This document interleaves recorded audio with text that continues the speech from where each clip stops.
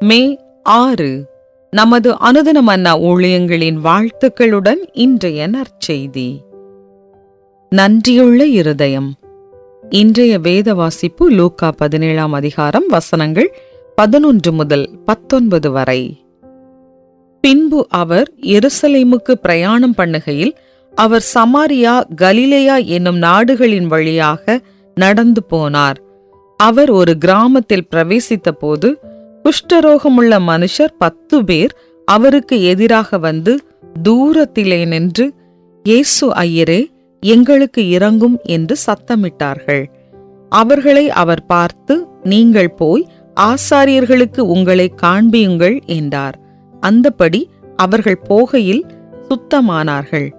அவர்களில் ஒருவன் தான் ஆரோக்கியமானதைக் கண்டு திரும்பி வந்து உரத்த சத்தத்தோடே தேவனை மகிமைப்படுத்தி அவருடைய பாதத்தருகே முகங்குப்புற விழுந்து அவருக்கு ஸ்தோத்திரம் செலுத்தினான்.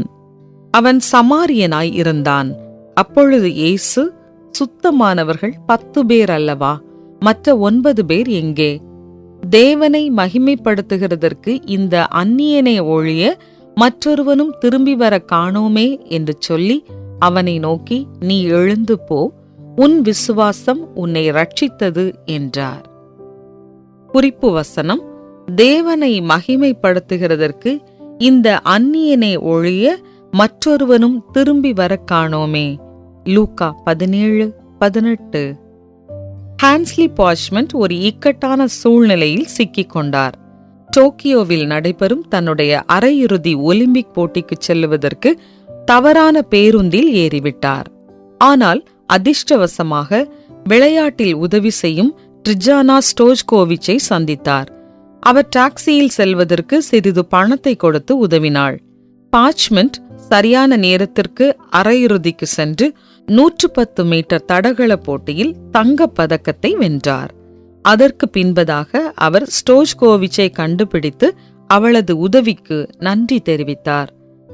லூக்கா 17ஆம் அதிகாரத்தில் சமாரியாவைச் சேர்ந்த குஷ்டரோகியை இயேசு சுகமாக்கியதின் நிமித்தம் அவருக்கு நன்றி சொல்லுவதற்கு ஒருவன் மாத்திரம் திரும்பி வந்த சம்பவத்தை குறித்து நாம் வாசிக்கிறோம். இயேசு ஒரு கிராமத்திற்குள் பிரவேசிக்கிறார். அங்கு 10 குஷ்டரோகிகளை சந்திக்கிறார். அவர் அனைவரும் சுகமடையும்படிக்கு விரும்பி அனைவரும் கிருபையையும் வல்லமையையும் பெற்றுக்கொண்டனர். தாங்கள் சுகமானதைக் கண்டு 10 பேரும் ஆச்சரியப்பட்டாலும் அதில் ஒருவன் மாத்திரம் திரும்பி வந்து இயேசுவுக்கு நன்றி செலுத்தினான். அவன் உரத்த சத்தத்தோடே தேவனை மகிமைப்படுத்தி அவருடைய பாதத்தருகே முகங்குப்புற விழுந்து அவருக்கு ஸ்தோத்திரம் செலுத்தினான். தேவனுடைய ஆசீர்வாதத்தை நாம் ஒவ்வொரு நாளும் பல விதங்களில் அனுபவிக்கிறோம்.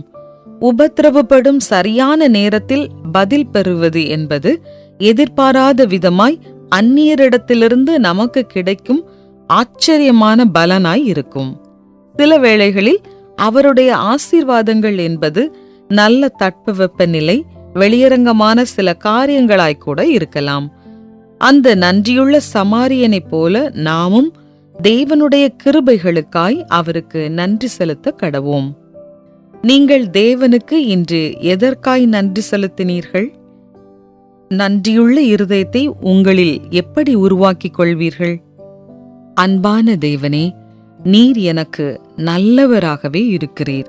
நீர் எனக்கு செய்த நன்மைகளுக்காய் நான் உமக்கு நன்றி செலுத்துகிறேன்.